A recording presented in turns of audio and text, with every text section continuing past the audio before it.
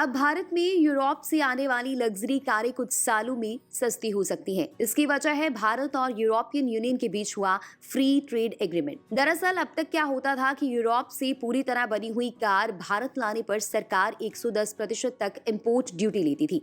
यानी अगर कार 1 करोड़ की है तो टैक्स मिलाकर उसकी कीमत लगभग 2 करोड़ से भी ज्यादा हो जाती थी।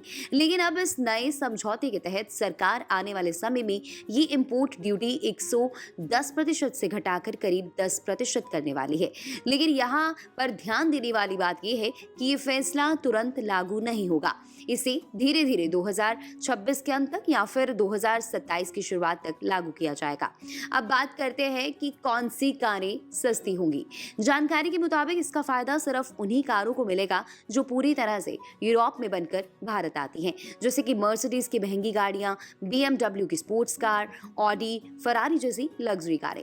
जानकारी ये भी सामने आई है कि भारत में जो कारें यहाँ पर असेंबल होती है, जिनमें मर्सिडीज बेंज और BMW की ज्यादातर पॉपुलर मॉडल शामिल हैं, वो यहाँ पहले से ही लोकल असेंबली के जरिए बनती हैं। अब तक इन पर इंपोर्ट ड्यूटी केवल 15 से 16% तक लगती है। इसीलिए यूरोपियन यूनियन के साथ FTA होने से इनकी कीमत में कोई खास फर्क नहीं पड़ेगा।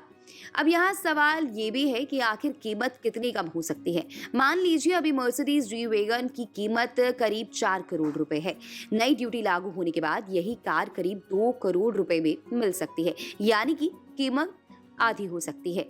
कुल मिलाकर भारत और यूरोप के बीच हुए इस फ्री ट्रेड एग्रीमेंट से आम आदमी की कार सस्ती नहीं होगी, लेकिन लग्जरी कार खरीदने वालों को बड़ा फायदा मिलने वाला है।